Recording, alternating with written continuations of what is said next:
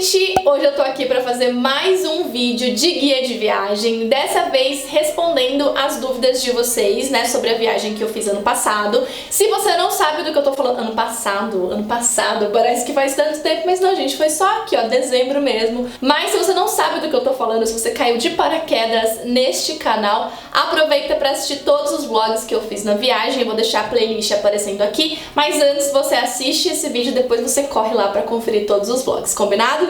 Eu separei aqui então as dúvidas mais frequentes e vou responder nesse vídeo, mas eu não vou falar muito sobre planejamento da viagem em si, porque eu tenho uma série de guia de viagem lá no blog com tudo que vocês precisam saber e tudo que vocês possam imaginar. Desde como tirar passaporte, tirar visto, até o que você pode levar no avião, o que você pode levar no necessário, então eu vou deixar todos os links aqui no box de informação pra vocês, ok? A primeira pergunta é, você buscou alguma agência pra planejar a sua viagem? Não, eu acho que de todas as viagens que a gente já fez, a gente nunca fez com agência, posso estar enganada, mas eu acho que não, porque a gente gosta de planejar a viagem, a gente gosta de sentar junto e falar o que a gente quer fazer no primeiro dia, o que a gente quer fazer nessa cidade, onde a gente quer ficar hospedado, porque eu acho que faz parte já você ir vivenciando a viagem meses antes dela acontecer de fato. Então a gente sempre escolhe onde quer ficar, que tipo de museu a gente quer ver, onde a gente quer comer, quais são os melhores bairros, o que tem pra fazer em cada lugar.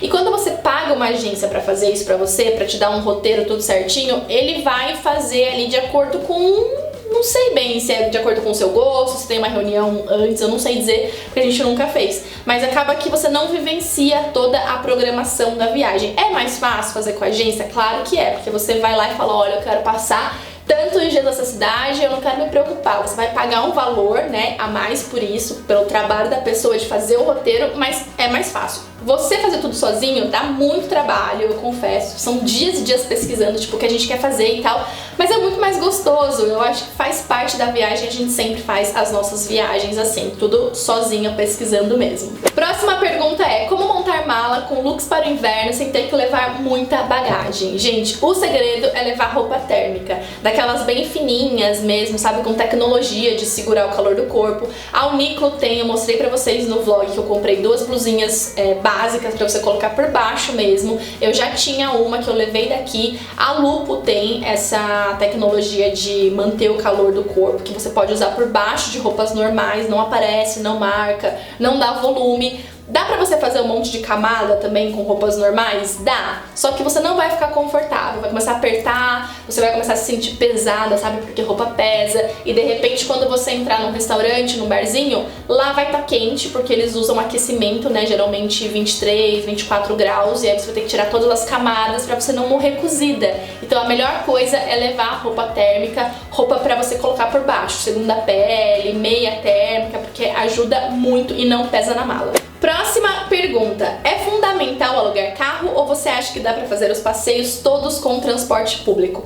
Gente, dá pra fazer tudo com transporte público, ou no máximo com táxi, com Uber, ou até fechar um pacote de passeio pelo hotel ou por alguma agência específica. A gente só alugou carro mesmo, porque a gente queria visitar algumas cervejarias que ficavam fora do roteiro, sabe? Que ficavam, por exemplo, a caminho de Bruges, mas não tipo na rota que o ônibus levaria, teria que andar um pouquinho mais. Então a gente acabou alugando o carro porque a gente tinha outros interesses, mas dá pra fazer todos esses passeios tranquilamente de metrô, de trem, com guia mesmo. Inclusive em Amsterdã você tem a possibilidade de ir pra Bruges pelo canal de barquinho, o que é muito legal. Você faz um passeio ali e já vai conhecer uma cidade num outro país, é bem bacana. Próxima pergunta, e essa com certeza foi a pergunta mais feita de todos os vlogs e fotos, que é: como era a questão da comunicação na França? Vocês falavam inglês ou francês? Os franceses são rudes quando vocês falavam inglês? Então vamos por parte, a gente sempre ouviu ali dizer que os franceses eles têm uma resistência quando você fala inglês, até por uma questão histórica da guerra e tal. E eu não sei dizer se isso vem mudando com o tempo, com o turismo, ou se isso nunca aconteceu e a gente cresceu ouvindo essas histórias, porque a minha experiência foi muito positiva na França. Eu não falo nada de francês, o Fê também não fala nada de francês. O máximo que a gente fala é bonsoir, bonjour, oui e merci. Nada mais.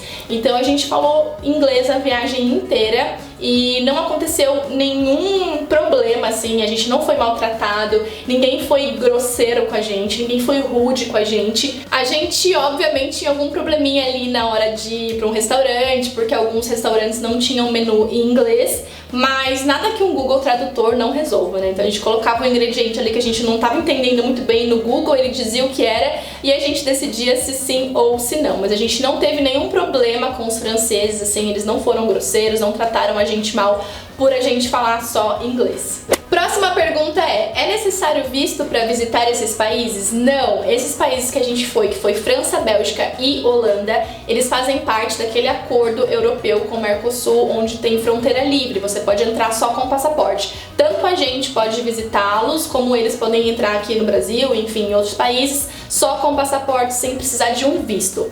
Claro que existem, né, casos específicos, por exemplo, se você quiser ficar no país por mais de 3 meses, aí você precisa de um visto específico, ou de trabalho ou de estudo, e também existem países na Europa que não fazem parte desse acordo, e aí sim você precisa de um visto específico para cada país, mas nesses só com o passaporte você consegue entrar. Mais uma pergunta sobre mala de viagem. Onde comprar roupa e sapato para o inverno europeu? Bom, eu acho que não tem lugar melhor para você comprar roupa de frio do que no lugar que faz muito frio. Então, quem está planejando uma viagem para o inverno, seja na Europa, Canadá, Estados Unidos, aproveita para comprar casacos, calça térmica, blusa térmica, meia de inverno, porque eles têm uma variedade incrível lá. O preço é muito melhor do que as coisas que a gente encontra aqui no Brasil desse nível, né? Tipo casaco quentinho e tal. E você encontra em todos os lugares. Dependendo da época, você consegue pegar até algumas promoções, que foi o meu caso. A gente foi no finalzinho de dezembro, né? Então eles fazem a Winter Sale. Então eles começam a queimar todas as coisas de inverno. E aí tinha casaco por 29 euros, assim, lindo,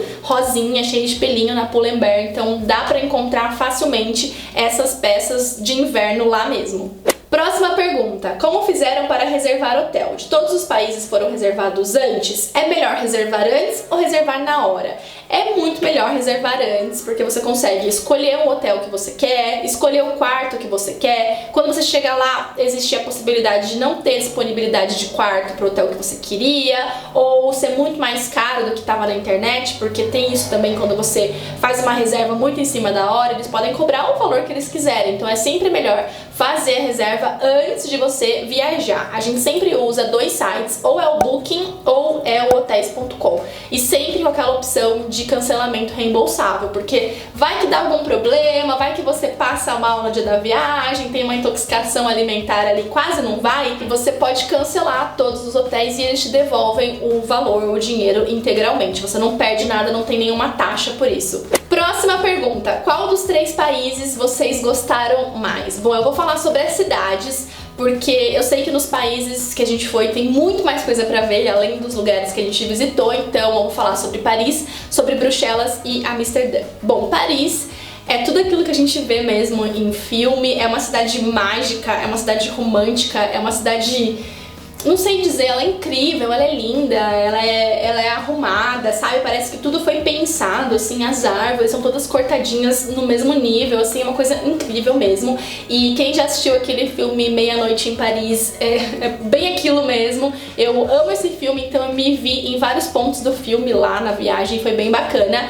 Bruxelas eu já não gostei muito, porque eu achei a cidade meio bagunçada, tava muito em reforma, assim, tipo, ruas inteiras, avenidas inteiras fechadas, porque estavam em reforma, então tava cheio de areia, meio revirado e tal. Porém, as cidadezinhas que a gente foi ali em volta, que foram Gant, Bruges e Antuérpia, são as coisas mais lindinhas do mundo. São pequenininhas e são medievais, e tem castelo, sabe? Bem bacana mesmo. Então eu não excluiria Bruxelas por conta dessas cidades, porque valeu muito a pena conhecer. E Amsterdã também é tudo aquilo que a gente já viu e já leu sobre. É uma atmosfera bem mais jovem, assim, com uma noite mais animada. Tem muito bar, restaurante, coffee shops, tem um monte de balada também. Fora o passeio de bicicleta, que é mágico, é super bacana. Então não tenho como escolher um dos 3 lugares. Cada lugar teve o seu lado positivo, sabe? Eu acho que de todos eu voltaria pra Amsterdã. Próximo. Próxima, qual o limite de bagagem em viagens de trem de um país para outro? E de uma cidade para outra, no caso de Bruxelas para Bruges? Bom, a gente fez o trajeto de trem de Paris para Bruxelas, dá mais ou menos umas 3 horas, mais ou menos, acho que 2 horas e meia, e a gente comprou o trem aqui no Brasil, entrou no site da companhia que eu não vou lembrar agora, mas eu deixo pra vocês aqui no box de informação a companhia de trem que a gente escolheu. E aí você entra, seleciona o dia, o horário, imprime a sua reserva ali de passagem, mostra na hora pro moço lá, pro condutor, enfim. E aí ele te mostra seu assento, você senta com a sua malinha, pronto, não tem imigração, não tem nada, é muito mais simples do que avião. Porém, no trem você só pode levar uma mala de 23 quilos por pessoa e uma mala de mão. Então a gente tava ali, cada um com a sua mala de 23 quilos, que tinha roupa, sapato, casaco, tudo, e a mala de mão que tinha computador, câmera, coisas mais frágeis que a gente queria manter com a gente. No trem é isso, é uma mala de 23, eu não sei nem se existe a possibilidade de você comprar uma mala extra, né, na passagem ali, porque a gente não tinha interesse, a gente levou mesmo só uma mala cada um. De Bruxelas para Bruges, a gente fez de carro, então a gente deixou as malas no hotel, acabou não dormindo em Bruges, foi meio que um bate-volta, não precisamos levar a mala. Mas de Bruxelas para Amsterdã, a gente também fez de carro e a gente colocou as malas no carro e foi. Daria pra fazer isso de trem, claro, também com esse limite de uma mala de 23 quilos, mas a gente tava de carro por conta das cervejarias, a gente acabou indo de uma cidade pra outra, né, de um país pra outro, ali com o carro mesmo, e aí com as nossas malas sem nenhum problema de limite de peso, enfim. E a última pergunta é, como vocês fizeram em relação à alimentação? Quanto gastaram por dia? Bom, a gente foi no inverno, né, então o dia clareava bem mais tarde, então a gente tomava café mais tarde também, porque se acordasse cedo não tinha o que fazer, gente, era noite mesmo, era escuro. Então 9 horas da manhã começava a clarear o dia, a gente tomava café umas 10h30, 11 horas, e aí a gente não tinha fome na hora do almoço, então a gente pulava o almoço, ia direto pro jantar. Às vezes, à tarde ali dava uma fominha, a gente comia um crepe, comia um waffle, comia um queijinho, mas a gente fazia basicamente 2 refeições, café e jantar. Claro que se você for no verão, que clareia o dia muito mais cedo, você vai acordar mais cedo, você vai precisar fazer todas as refeições e até incluir ali um cafezinho ou outro, porque o dia dura até umas 11 da noite, então você vai ficar com fome, vai ficar na rua, enfim. Mas a gente fazia mais ou menos essas 2 refeições e como a gente ficou também alguns dias no Airbnb, a gente tinha cozinha, a gente fez o próprio café da manhã lá e acabou economizando um pouco. A gente gastava cerca de uns 60 euros por dia, dava mais ou menos uns 20 euros de café da manhã e uns 30, 35, às vezes 40, dependendo do restaurante, no jantar. E aí uns trocadinhos durante o dia para comprar uma água, tomar uma cervejinha, enfim. Basicamente a gente calculou uns 60, 70 euros por dia. Bom, essas foram as perguntas mais frequentes que vocês me mandaram. Se ficou algo no ar, se ficou alguma dúvida sem resposta, se você tem alguma questão mais específica, aproveita para usar os comentários aqui, olha que eu tô sempre lendo e eu venho responder para vocês. O que eu não souber, eu dou aquela pesquisadinha rápida no Google e venho responder em seguida. Então eu espero que vocês tenham gostado, a gente se vê então no próximo, um beijão e até lá!